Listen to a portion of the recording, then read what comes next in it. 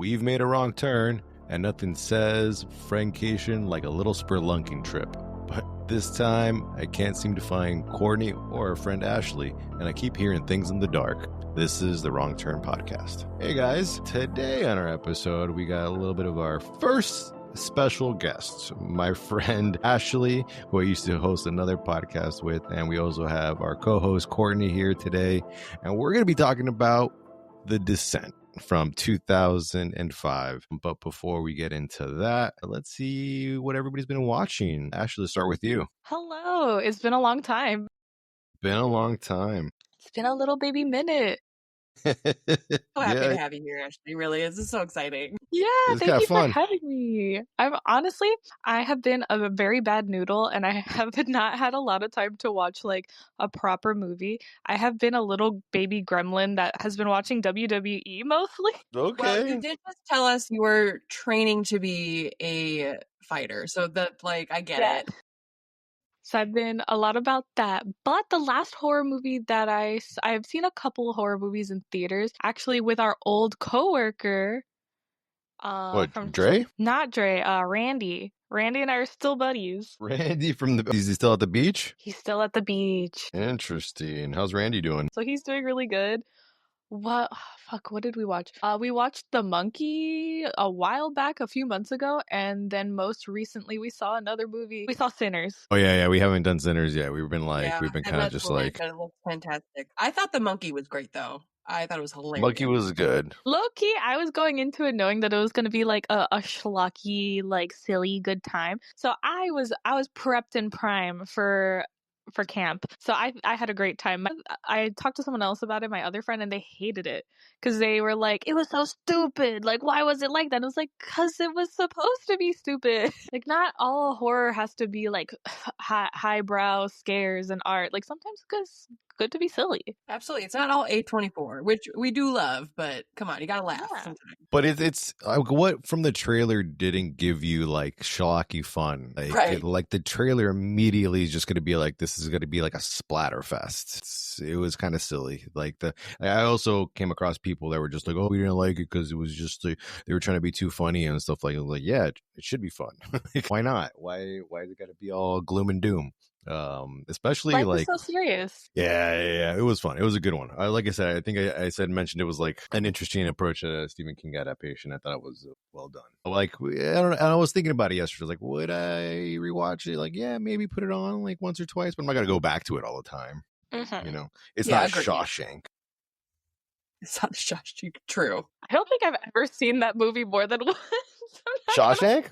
Yeah, I think I saw it one time, and that was enough. Oh, it's just because like it was like the most replayed movie on TV. It's just like always on TBS. Like you can probably go through some sort of Dish Network right now, and Shawshank is on right now. I almost guarantee it. It's one of those things that is just it's like known to always be on. Yeah, rememberable, and you see it once and you get it. You're like, yeah, he escapes prison. He goes out the poop tube and gets out of there, goes to the island, meets Morgan Freeman. That's all it is, poop tube. Poop tube. Courtnee, what have you been watching lately? So I'll just stick to the one thing that I really loved recently that I watched. It was The Ugly Stepsister. I think it was a Norwegian film about the tale of Cinderella, like a horrific tale of Cinderella told from the oldest stepsister, who's the ugly stepsister, as they like compete to win over this prince. And so it's body horror at its finest. And man, there were scenes where I truly was like, I think I need to cover my eyes. Like it was gross in the best way possible. And I thought they stuck to this Cinderella storyline, and meaning like you're not mad at Cinderella. You realize that she's also like has her own issues and she just doesn't do anything wrong. But it's a really great one. So if anyone can check it out, I think you can buy it on Amazon, maybe rent it. It's a good one. Yeah, I wonder if this is coming off like a lot of the public domain movies that have been coming out, like the Steamboat Willie and the Popeye one. Like somebody just went like, yeah, let's just go back to the well and do Grimm's Fairy Tales all over again, but just better. Yeah, but like more horrific. Like this was. But I feel like, I don't know if you guys are video game players, but back in the day there was the Trials of Having Two Dogs. Go get it.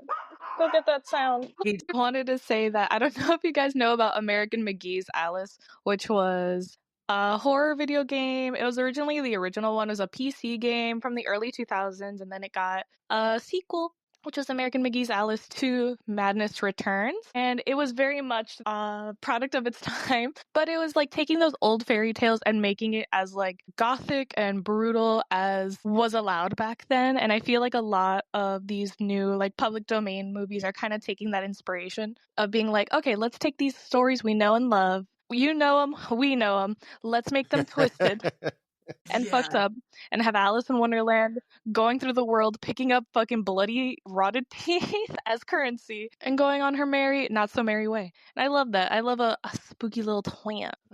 It's like the grim tearfills you grew up with, but with this twisted twist. All right, sorry. Yeah, you're like, oh, did you love Aladdin? Well, get this. Oh, I bet there's got to be one coming up. I'm sure there's. And I'm here for it. Ashley used to be Ashley used to be our video game correspondent because she had the most experience. No, I recently picked up Until Dawn. What system was this video game on? Sorry, Edgar. That's PC. Alice was on PC, I think. Yeah, it was on PC, and then later on the puppers. I had it for the PS3 because it got re-released with Alice Madness Returns. And American McGee was actually trying to make an Alice 3, but it got canceled, and I was super sad because I was literally a patron. I was like 18 years old. I had no money to speak of, but I kept sending American McGee my little $5. Well, what was it like back in like when Patreon was huge when it first got out, like in 2014, something like that? Yeah, I was but a little lass, giving him my little monies that I was making. $5 a month. You're like, please, I want this game. Yes. Yeah, we were just talking about this, how a lot of those early Patreon and Kickstarter things just didn't fall through, and people were still waiting for some of their rewards. Still waiting. Yeah, I think I also bought a game too. I forgot what game it was. I think it was like Zombie Playground from this artist. And it was supposed to be kind of like a battle royale, and you were a kid, and you could put together all your weapons with like, you know, a bunch of stuff in the playground and in school. So like a ruler and a compass and stuff like that, and like a water gun with a flamethrower. And I don't think it ever came out. A water gun and a flamethrower? Yeah, like you can make like a water gun into like a flamethrower or something like that. You know, like it was supposed to be kind of like that, or in that style. You know, all the weapons were very child inspired. I forgot what it was it called? Zombie Playground, something like that. I can't remember. But I remember Alice. Alice was kind of cool. It was a moment, like that first 100%. One. Yeah. Let me see. Yeah. Other than that, Until Dawn, I just picked up Resident Evil: The Village because they had some werewolves in it, and I'm a big werewolf dude. And I think I got it on sale, so I was just like, yeah, maybe give it a little play, a little. I feel like all the Resident Evils and Silent Hill games, I feel like it could be summarized with like somebody looking at a photo in an abandoned house being like, where are they? You know, it's just, like it's always, you're always finding a photo and you're just like, Alice. It's fucking silly shit. I can't. Other than that, what I've been watching, other than our homework, I did see The Descent and Descent 2 Electric Boogaloo just to catch up on it. Nowhere near as good as the first one. And that's going to be my bad segue into today's movie, The Descent, directed and written by Neil Marshall, based off of novella also by the same name by Jeff Long. I think Neil Marshall's kind of had like, he's done some fun stuff, and I feel like he doesn't get enough credit. Like, he makes fun movies. Some of his other stuff on his catalog would be Hellboy most recently from 2019, which it didn't get a lot of praise. Doomsday from 2008. I remember when that came out, and I kind of hated it at the moment. The Descent 2005, and Dog Soldiers 2002, which is a good cult fan film. Like, a lot of people love that movie. So fun movies, to say the least. So he wasn't attached to the second one, correct? I think he was a producer on the second one. Yeah. I mean, the second one isn't awful as far as sequels go, but it's not It doesn't meet up to the original. But let's go around with everybody's like initial thoughts on the movie. Ashley? So this was actually my first time seeing the movie. I had never seen it, and I was obviously going into it with like, all right, we got to get our reviewer brain on, our reviewer glasses and journal. I feel like my main takeaway is fuck Juno. She is the antagonist of this film. Yes. Not It's the teacher. Juno. Juno is not a good friend. No. No. She makes bad decisions. Yeah. Several times. Yeah. That's what it's just Several like. bad decisions. That might be the name of this fucking episode. Fuck Juno. Juno. This was like the Sisterhood of the Unraveling pans. It was Even better. Thank you. It was just so, like, my room is really dark, so it was like so prime for watching this super dark movie. And every time Juno was on screen, she was stressing me out. I was like, what fuckery are you going to bring into the story right now? I would get less stressed out when the Nosferatu likes were out and about than when she was on screen. Yeah, the crawlers are just fun. They are fun. The movie could have played out without the crawlers. You have like 90% of a movie right there where it's just these friends going into a cave, getting lost, fighting to survive. Maybe they turn on each other, but then the crawlers just a little, 100%, like a little piece de resistance. Let's just throw in some flesh-eating monsters for fun, and then we got ourselves a whole other fucking movie, which was just like, you didn't need it, but it's fucking fun. Yeah.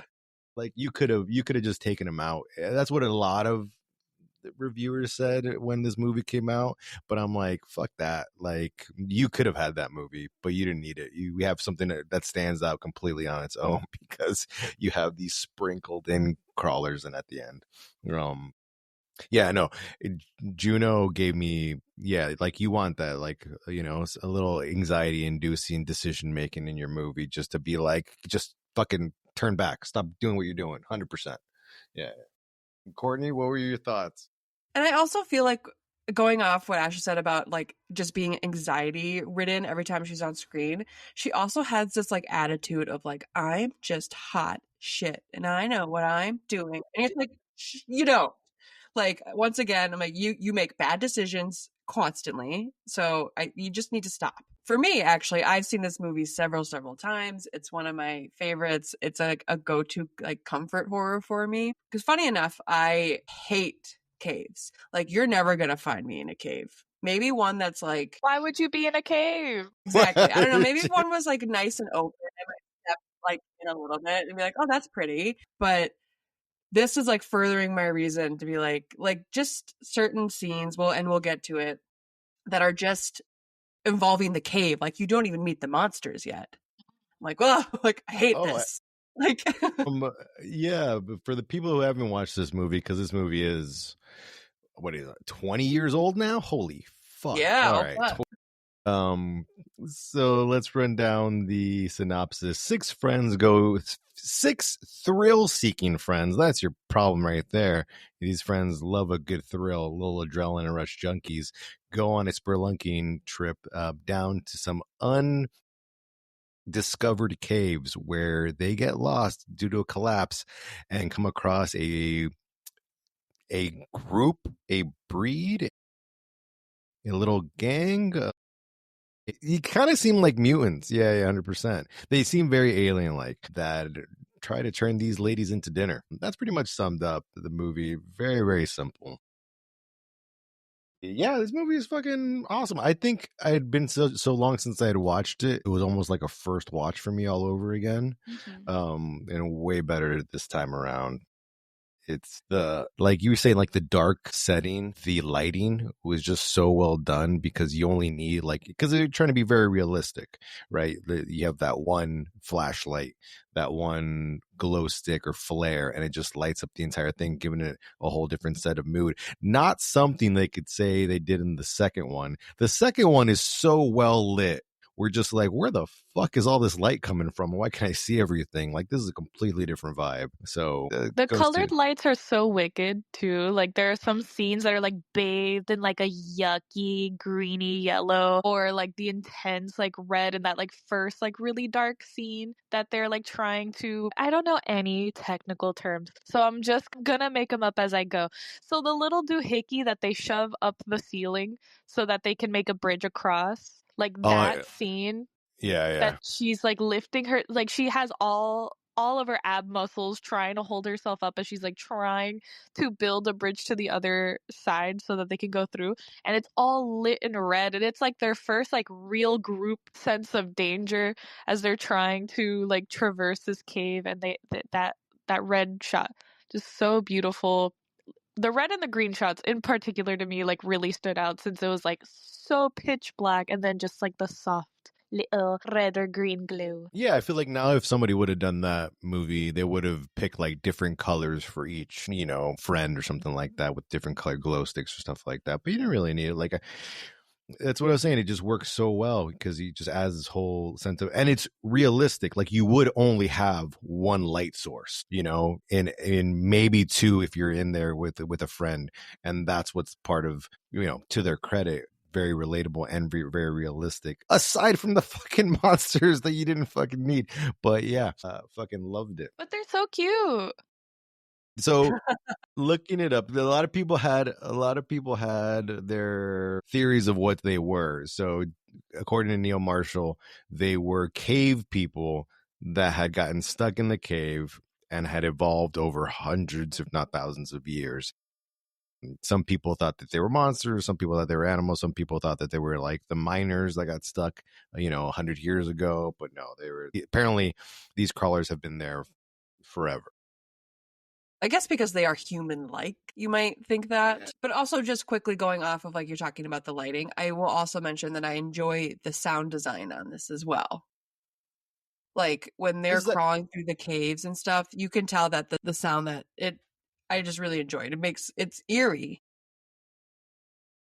Because that's all you have, right? You have very little light. You gotta have to play up the sound you can hear. And in this version, I didn't really hear too many clicks or like the crawlers, like doing little grumbly sounds they make. Yeah, and the second one, they're making like these weird like clicking noises, like, which was like, okay, the little stuff that they added to it, and it being a movie that was 20 years old, the CG did not hold up, especially like some of these green screens and some of the bats that were done in the beginning of the movie. They're not age as good as you would have liked it.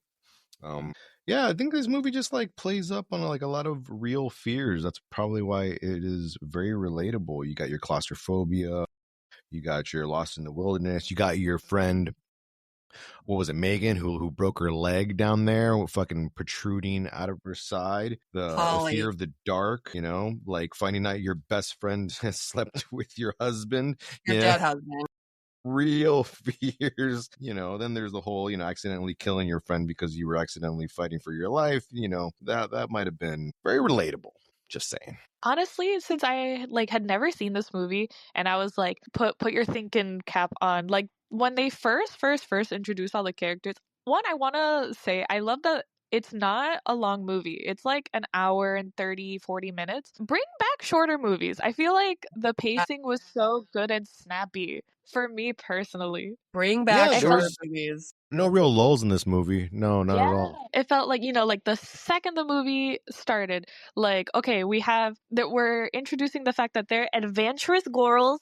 They're thrill seekers, like the synopsis says. They're like whitewater rafting. They've already like shown that like, oh, sometimes when we're all together and we're being a little spicy, like with the outdoors, bad things can happen. And obviously they're fine, but it's like, ooh, foreshadowing. Like literally from the second that the movie starts, they like get out of the little rafts, and Juno, which is our main villain of the story, she like goes up to Sarah, I guess she's the main character in a sense. They're all the main character, but she's like the like central, focused on her because she's the one that loses her husband Her and her husband. child in the Yeah. beginning.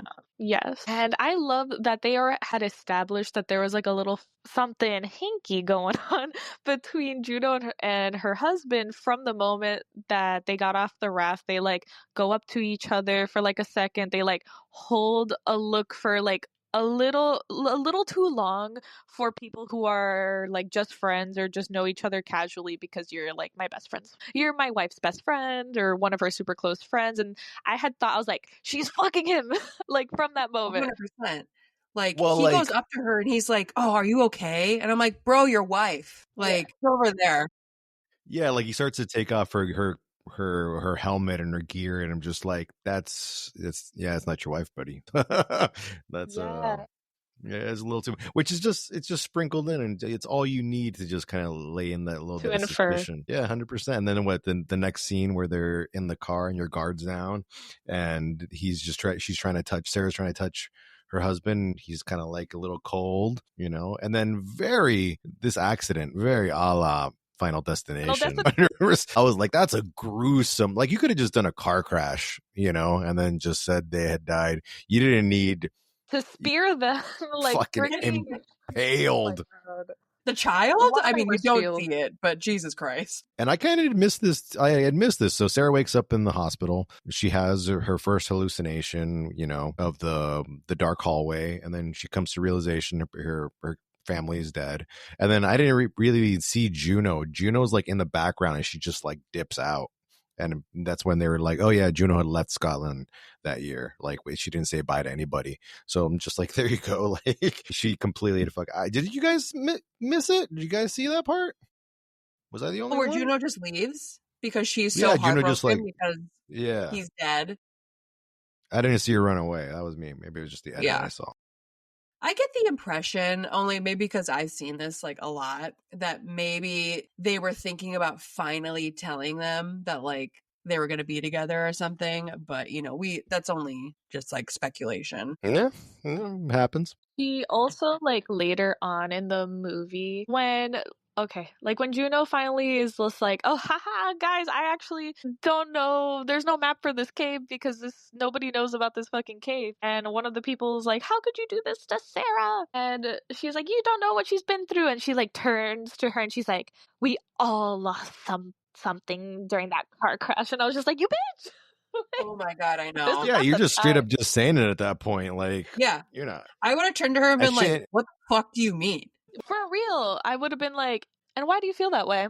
Yeah. You did not lose your husband and your child. I'm sorry, is your husband and your baby dead? No. Well, they're talking to, she's talking to Beth, and Beth was already suspicious in the beginning of the movie. Yeah. But it also seems like everybody else had known when the girls are getting high in the day before, and then Juno's asking one of girls that I thought were sisters for the longest time in this movie. She's just like, hey, have I ever let you down? Because she was alluding to like, hey, the thrill seeking, and it's gonna be great. It's not gonna be a boring cavern. And she's like, have I ever let you down? And she's like, you only let me down once, which is really, it just happens in passing. So it was like, oh, so everybody knew that Juno was sleeping with Sarah's husband except for fucking Sarah. Like, you guys are all bad friends. I was gonna say bad friends for being complacent and just like, yeah, I mean, we all know, but you're both our friends, so let's not stir drama in the friend group. Like, no, stir drama in the friend group. That's not okay. No, Juno needs to be held accountable. She needs to like, not, you guys need to be like, yeah, can't be friends with you anymore. So they get lost in the cavern. So wait, so then, ladies, how do we feel about? How do we feel about? Let's just skip to the end where Sarah is reinvigorated by fighting for her life, comes across Juno in the dark, finds out that she accidentally murdered Beth, and all of a sudden just decides to take fucking matters into her own hands and just fucking kneecaps her with the fucking pickaxe that she made herself. I believe Sarah made that one with like a fucking bone and a stick. Yeah, she did. Because she's a fucking cave woman now. She's a fucking badass is what she is. 100%. And all of her trauma, she's like, fuck this. I'm getting the fuck out of here. And then just, how do we feel about that? Justice for Sarah? Or just like, honestly, maybe for one me, a little too far. I don't know. They set up hating Juno so well that I'm okay with it. I'm like, okay. Like, go Sarah. I think Yeah, it's it's perfect, honestly. Like in the begin, like since they like established like this bitch slept with her husband and like they kept it a secret. She left. She fucked off with her guilt. Made this decision, like Sarah was like, you know what? It's been like a year or so. Let's go back to cave dwelling. Let's do this so I can feel like myself again after this like terrible year. And the fact that Juno was like, you know what? The person that I betrayed in a way that no one should be betrayed and still stay friends. What if I betray all of us times two and take us to a cave that no one has ever been in, that will discover that, so it's completely unsafe. We have no idea left from right, if there's a way out, nothing. We're gonna put my traumatized friend, who I'm partially like gonna traumatize even more if she knew the truth, and put her and everyone to witness all of our friends die because of this decision that I made to put us in this undiscovered cave. And you're like, that's a great idea. That's exactly what my friend needs. I need to put her through like a second worst trauma of watching all of my friends die in front of me. That at the end to kill her, it was just perfect. It was just like, yeah, fuck you, bitch. Yeah, fuck you. Get out. Ashley nailed it. Like 100%. I completely think like Juno, if Juno would have been up front with them, she could have convinced them all to go down this fucking stupid cave. She would have had what was it, Holly on board with her, because Holly thought this was a boring trip to begin with. Juno would have been all like, oh, well, this is what we always talk about, like going thrill seeking. And if there's no thrill, then what's the point? And it would have been a tourist trap, yada, yada, yada. Like, I totally thought it still would have happened regardless. Has she not told them that they were going to go down this undiscovered fucking cave, and still shit would have fucking went down 100%. She could have marketed it and it would not have been a betrayal. Would not have been a betrayal. Yeah. And she's like, in her like defense, and especially when it all comes clean, when she's like, oh yeah, this isn't the cave we're supposed to be in. She's like, but I wanted to name it after us, after we discovered it. It's like, bitch, shut up. You do this for you. Like, you narcissist. Wait, how did you... Well, like, also, that's very loose, like, reasoning whatsoever. How do you find an undiscovered cave and then just assume that nobody's gone through it and be like, oh, we're going to name it, Because, like, you were just hanging out, like, in this fucking cave and just like, oh, I guess this is undiscovered because nobody has a name for it. Like, I don't fucking know. Loose. You don't just find an undiscovered cave, come back to it later and be like, I guess I'll discover it. And it doesn't fucking happen. Just saying. It doesn't work that way. It doesn't fucking work that way. Yeah. Then let's see, what was the next part? Yes, the endings. So there was multiple endings to this movie. There's a UK version and an American version. In the UK version, it plays out very similarly up until the last second. I'm not sure which one you guys saw or which one's out there. I saw the American. You saw the American one? So it's when Sarah gets out. She falls down one of the holes after she kneecaps Juno. She wakes up, crawls towards the exit, gets out from underneath the tree, runs to the car, throws up her lunch, and then she comes across the ghost of Juno, and then like that's pretty much it. Think that's the American one. The UK one, she does the exact same thing. She comes across Juno's ghost, then wakes up back inside the cave, where she comes across a hallucination of her daughter, and then she's just in the cave. That's it. End of story. So I have seen that one as well, but I guess I prefer the American one. I like to know that she got out. Yeah, because since both played out, like I wasn't really... I think originally I'd seen the American one. So I was just like, oh yeah, she gets out. I'm not rewatching the UK one and being like, oh, I didn't feel like she didn't get out. I already saw it play out. But yeah, pretty fucking dark ending, the UK one, hence why they thought they needed to reshoot it for the American one, or American version. The sequel also has a pretty dark ending. I don't know if you guys are okay with me spoiling it for you. I mean, I've seen the second one. They go back. First of all, in the second one, they take her back. They get Sarah and they take her back to the cave, which is insane. Exactly. Thank you, Courtney. 100%. Ashley, the cops drag Sarah back to the cave when she's only been out for less than a day. Like, and then she has no idea what the fuck had happened. It all comes back to her because PTSD, she's fucking wiped it from her mind already. She has no idea what the fuck happened. It all comes back to her slowly. Then, as it all comes back to her slowly, she decides to just fucking book it. And she's just like, I'm in it for myself. She goes back to being a fucking cave woman, and she just leaves her whole rescue party by themselves. Doesn't tell anybody that there's fucking flesh-eating fucking Neanderthal people in the cave. It And is a colony too. It's not like there's one bad guy. Like, it's a bunch. Yeah. And then they come across a newly dressed fucking Juno who's still alive. So has been still fighting there, you know, makeup still on. She's wearing short shorts now instead of pants. So, you know, she looks extra spicy and is just, you know, hair is all musty.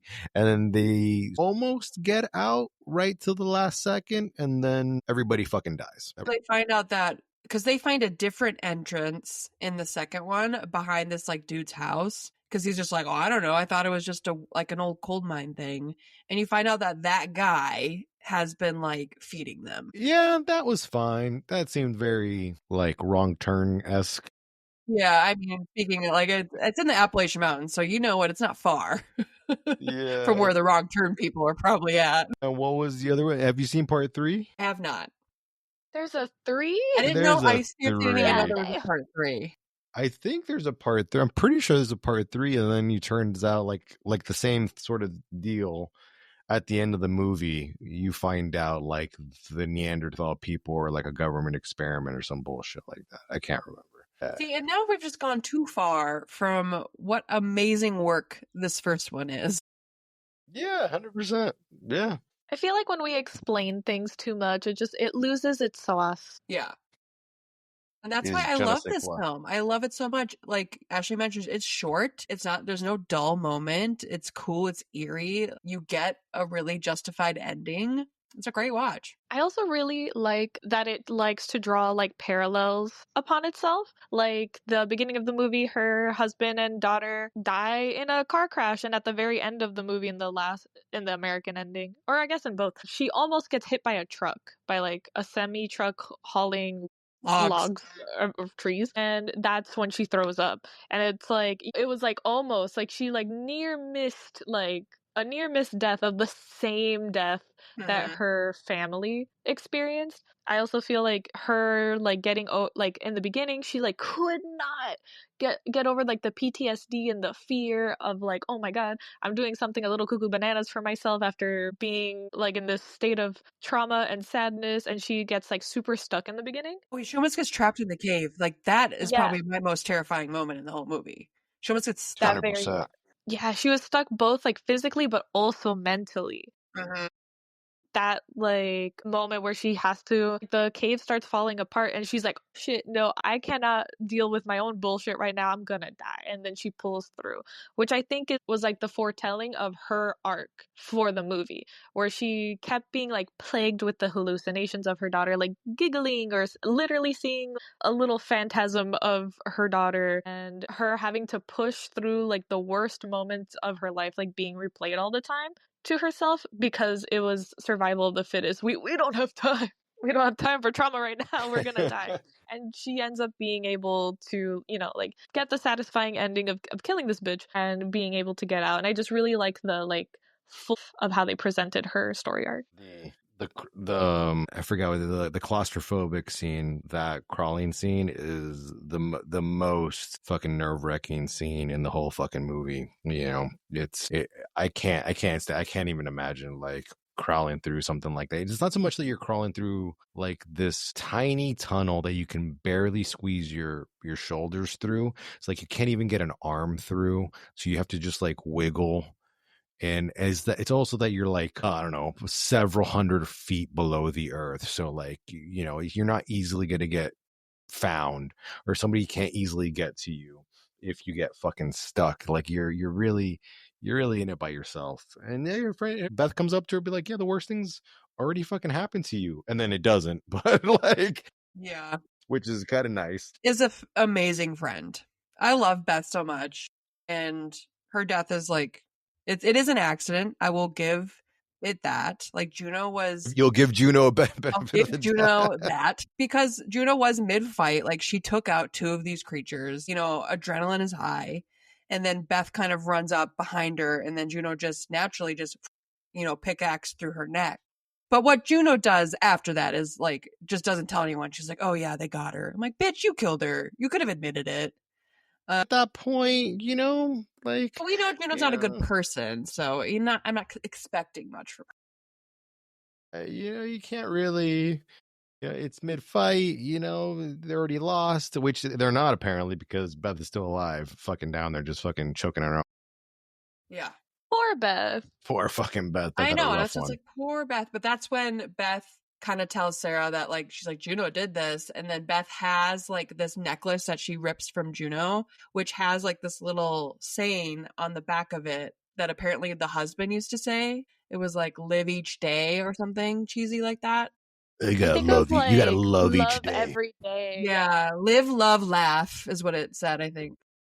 Live, laugh, love, kill all your friends. Kill all your friends. And then that's like when Sarah makes, like, she puts everything together and she was like, oh, Juno was fucking my husband and then killed Beth. It's very subtle. It's very subtle, very easily. It's like, it seems easy. I'm pretty sure it's not, but it's very subtle. And it's just these little breadcrumbs that give you this whole B storyline. And like really all you needed, which is, it seems really hard for other people to do or do well. I agree. I feel like we, especially like in Western horror, I feel like we always are trying to be like the most showy show, and we are show and tell every single detail instead of like leaving things to like mystery or just like hinting at things, which is what this movie does really successfully. Is that it like flirts with information. It gives you like just enough for you to like start piecing things together. Yeah, you get to use your brain, which is fantastic. Love using that old thing. Love using the noggin. Because we watch a lot of movies where I like tell Edgar, I'm like, just turn your brain off and you'll enjoy it. Yeah. Which those have their place and time, but it's also good. Like, campy, fun, silly, stupid is beautiful, and it has its time. Like, having to like figure out and unravel a story and kind of put the thinker to use, that is also beautiful and has its place. Like, sometimes you really want to like just go into something and really feel like you are discovering the story as it unfolds instead of like within the first 15 minutes being like, and this person probably is the killer, Yeah. The update, apparently there is no Descent 3, and I don't know what I watched then. That's weird. You're watching some other creepy ass cave movie. Mandela effect, and yeah, that's what it felt like. Speaking of other movie, that's what it felt like the Descent 2 was, like a knockoff movie of a knockoff version of the original. Which we have the Descent at home. We don't need to eat out today. Yes, 100%. Yeah. This is it's fucking silly because it's super well lit. You see a lot more of the creatures everywhere, so they become less scary.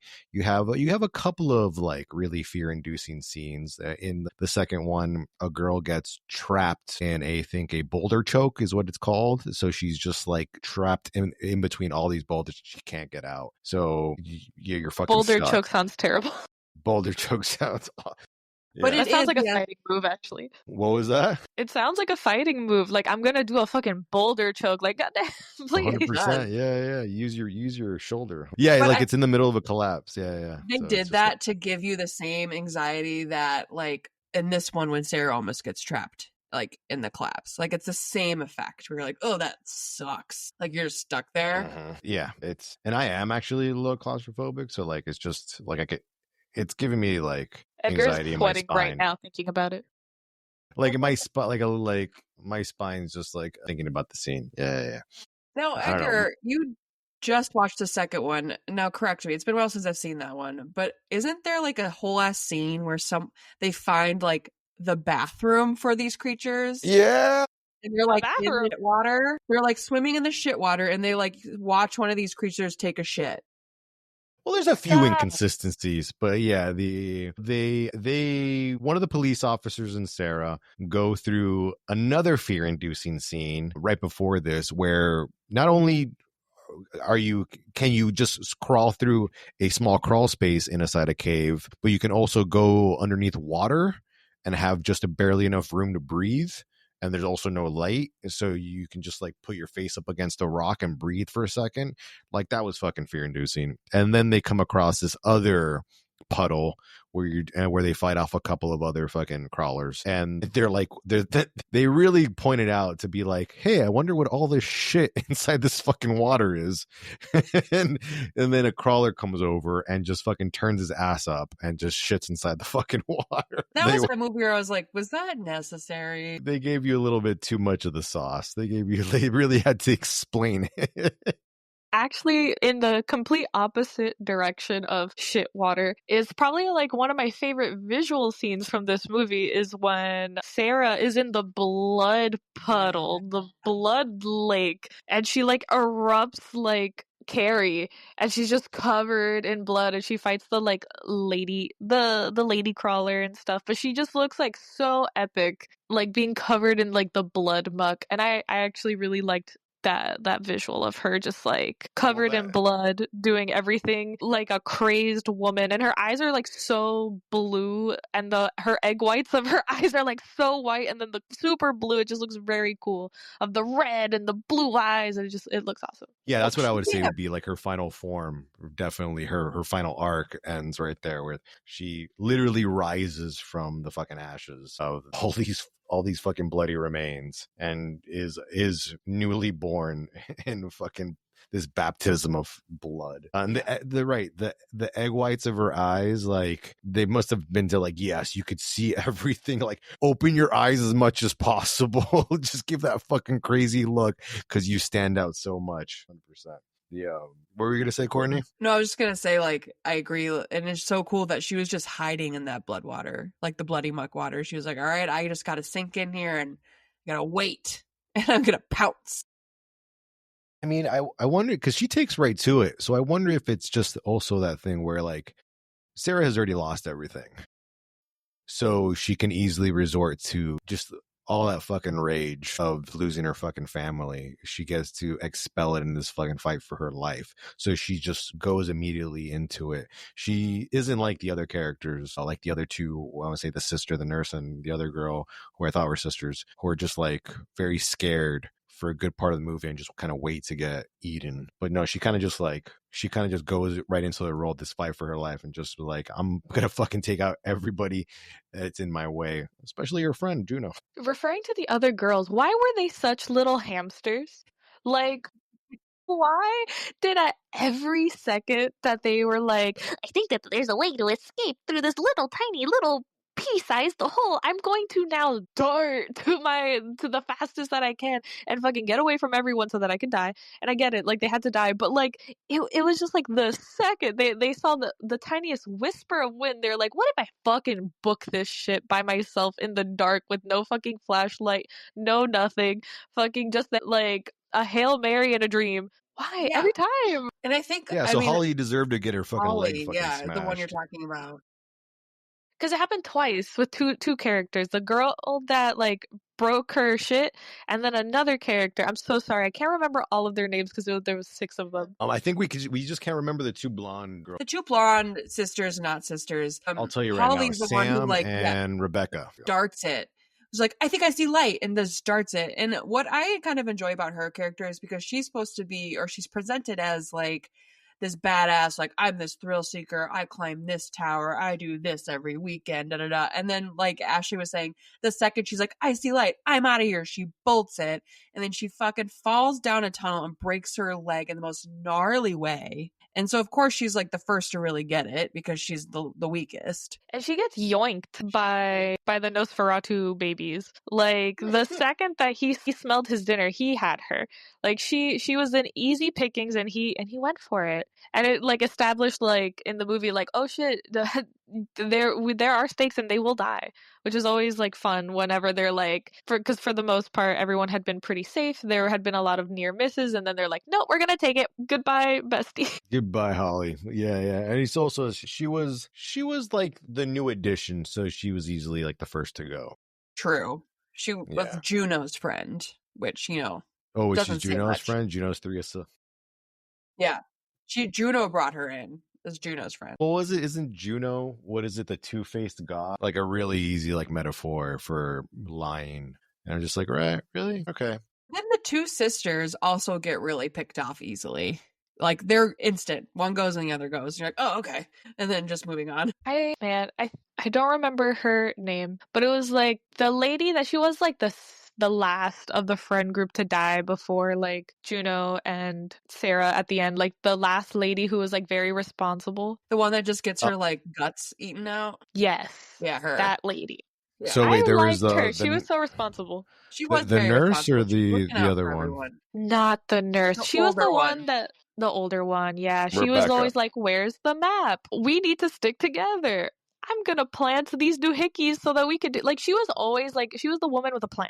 She was always like, "Okay, shit's looking strange. Let's keep moving though. Like let's keep doing things better." She was like the another foil for Juno who kept like doing things chaotically and making things worse. And this lady was like, "I want to go home. Let's do this. Like let's do things safely and with a plan." Well, And she didn't get yoinked. you got to have that friend. There's always got to be that friend, right? That The type A.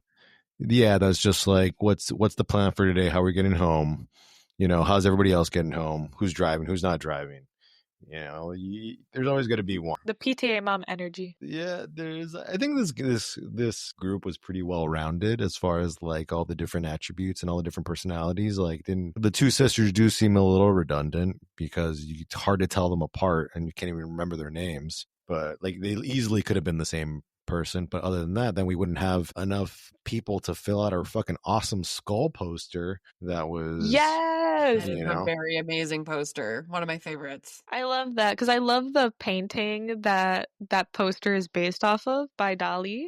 Yeah. Like that's chef's kiss. The fact that nobody else had done it like before was just like, I'm sure when the marketing team came up with this, be like, fucking awesome. Like nobody's done this before. It's 100%, and it still holds up to this day. 100%. Very iconic. I don't remember what Shudder documentary I had seen that had talked about The Descent, but it made me really excited when you were like, our homework is The Descent. And I was like, oh shit, I finally get to watch this one. Because they had used that poster to be like, and it has some of the coolest posters. Puts the picture and then started talking about it. Yeah, I think the other posters don't even hold a candle to this one. There's a few of them. This is like a top 10 for a lot of people. Like I think it also has to do with like the relatable horror, like the real life horror that I think a lot of people can relate to. Or I'm being redundant right now, but yeah, everybody fucking loves this fucking movie. It's on a lot of top 10 lists. You could recommend it to your friends. I would say 7.5 out of 10 crawlers for me. Ooh, I'm going to go a little bit higher just because this is a personal favorite of mine. And I'm going to do 9 crawlers out of 10. Okay, I think I'm going to be a little in between y'all. And I'm going to say 8 crawlers, but specifically the girl crawler because she had her cunty little hair. Yeah. Mama crawlers. Mama crawler. Mama crawler. You got to see the ladies up in here because, by the way, all female cast, which is incredible. Yeah, I was actually gonna ask you, like, as a fellow girly pop, how do you feel about like such like a female dominated movie? I always tend to like really prefer those movies because I'm like, yes, my girls. I love it. Oh yeah, I think that's why I've always favored this one, and maybe why I don't like the second one as much is because we added dudes to it. I'm like, no, Get them out of here. Yeah, get them out of here. It was way better with the ladies. I feel like especially with like I love women in horror because they present like this duality of like girls are, stereotypically in like Hollywood like frail and like are helpless, so the stakes are always way higher when it's a girl because it's like, oh my gosh, she's not going to be able to like run away as fast, or she can't like fight off this man because he's big scary man. And also like being able to take these characters who are so frail and make them into a badass, especially like Sarah, that she's like mentally frail because of the trauma she went through, but she whips that bitch around and she's like, no, I'm gonna make an ice pick out of a bone and a stick and I'm gonna cleave and club a bunch of these motherfuckers and also this bitch. And I love that. I love her come up, her glow up. Well said. And yeah, I think as women too, we maybe because we just were used to it, but we just deal with a lot more pain in our day-to-day lives that like I think translates well to horror. That's something I can't relate to. Yeah. Well, you do have a daughter, Edgar. I'm perfectly fine all the time. I'm perfectly fine all the time. There's like, my life's great, actually. I was like, everything is awesome all the time. No problem whatsoever. No. You're a good man, Edgar. We love you. Yeah. Yeah. Any other thoughts before we close this one down, ladies? Try to see if there was anything else that we kind of. No, I think we touched everything on this one. Again, I love this one so much. Edgar said it nice. It's a great one to recommend to your friends. That's something I always try to like play around with horror movies. Just like, can I recommend it to the general audience that aren't like horror heads, or like to family members that aren't into, the genre as much? Because it's like a little bridge in between, right? You trying to bring somebody into the fold a little bit. Yeah. So I'm just like, this one's 100%. I It's feel like, super fun. especially being like such big horror people, sometimes it's hard to remember like what is like the regular person's threshold. Because like I'll tell my friend to like watch a movie and she'll come back to me traumatized and be like, Ashley, how could you how could you like watch that movie? How is that one of your favorite movies? And I'm like, oh, that was rough for you? For real? Ashley, you recommended this movie Martyrs to me, but like I just couldn't really get it. Yeah. And I'm like, easy peasy cake, dude. What did you like about it? I don't understand. I don't get it. Was it? Oh, is it foreign film, French? I get it. Honestly, I feel Title, like tricky. not recommend foreign films to the easy peasy squeezies. It's way too much for them always. Yeah, for foreign, a little trickier. Yeah. They got to be real, but it's fun. It's weird though because so many people are into anime now that it's just like you're used to reading subtitles. Like you shouldn't have a problem with this, if you want to watch a movie, and not just like put it in Maybe the if they're a background. sub over dub person, because you can watch anime in English. Yeah, but I feel like a lot of that's good. I mean, I do because I'm not really paying attention. And I don't watch anime like that a lot of the time. But I feel like a lot of the people that are really into anime only do subs because dubs are for losers. I don't know if I've ever asked you this, Edgar. It's my favorite like anime horror movie. And I don't know if I've suggested it to you because we haven't spoken in a super long time, but have you ever seen Vampire Hunter D? Bloodlust specifically? It's like I got a history with that one. Bought it with my first ever legal paycheck when I worked at Kmart. The Kmart K-check. Yeah, the Kmart that still exists. One of the only Kmarts that still exists in the country. Still by my mom's house was one of my first legal jobs. Forgot what was across the street. I forgot it. I don't think it was a GameStop. Is it the one by the Region Bank? I don't know if there's a Region Bank. Oh, okay. It's next to us, Miami Subs Grill. I think it is the same one. I used to go to that one when I was a little kid because my grandma would take me. She would go to the bank, where I would make coffee with like 90% sugar and a smidge of coffee. Oh, yeah. And then go to the Kmart and get an icy because they had like the little pizza section. Like they had like a little Pizza Hut or something. Get a little icy and a slice of pizza. They closed down the Pizza Hut or that Little Caesars down part of it. Caesars. It's actually really weird to go in there now because you don't recognize any of these clothing labels, but they're selling tons of clothes. And you're like, who the fuck shops here? But half of it is closed down. So they just put up all these fake walls around it. Real life horror. It's a great setting for a fucking movie. But yeah, no, Vampire Hunter D. Kmart. Yeah, Vampire Hunter D. I'm like fucking going off on the stupid Kmart is like it's a fucking gorgeous fucking movie and probably one I revisit on a regular basis. But that one I had done dubbed because it was like a full cast. Was it Billy Bob Thornton? I think is in it. I think Claire. I forgot who else. They had like real actors doing the voices. I've only ever seen it in Japanese. Yeah. I think I have both versions. Courtney, if you've never seen it, it's 100% recommend. It's my favorite anime horror movie. I'm actually getting a tattoo of it soon. So I'll have to check it out. No, I haven't seen it. Edgar, I don't know if we've ever even talked about it. So I'll have to check it out. We don't tackle a whole lot of animation on this pod. No. Probably it is a gorgeous movie. Like maybe we can do that one. I don't mind. It's like I think I did try to do the books at one point. I was just like, I don't know if I could really get into it. The first one it's a vibe. The first one is just because it's just so like 1980s that it's just the animation's very limited. But this one is just a fucking spectacular masterpiece. They literally put their whole Vampussy into the fucking second one. Yeah. so much that they're like, you can't top it. This is it. You don't need another one. They didn't No, make a for whole. Yeah, it cannot be topped. They did not try to make another one. They did not make a TV show or a series out of this, even though I feel like that's what a lot of people do, or a spin-off or what have you, even though there is a series of books or whatever. But I yeah, actually this one. read the books as a kid, and all the artwork is from Yoshitaka Amano, who is a fantastic artist. They also make the artwork for Final Fantasy. So like the little like logos for every game, a lot of the like concept art will be done by Yoshitaka Amano. So for those who are into like J art, definitely an amazing person to look up. It's I think it's the artist that's like very like Klimt inspired, like Gustav Klimt, like a lot of patterns in the background, if I remember correctly. Yeah. Yeah. This is a little dish, guys. If you haven't seen Vampire Hunter D, fucking amazing. That's my little secret for this episode. Love it. Love it. All right, guys. Well, my baby's acting up, so I gotta start being dad again. All right. Thank you, Ashley. Thank you, Courtney, for this special episode of Wrong Turn Podcast. And follow on the socials, yada yada yada yada yada yada yada. And thank you, Ashley. Thank you, Courtney. Thank All you right. for having me. Yeah, we'll have to do it again sometime. This was fun.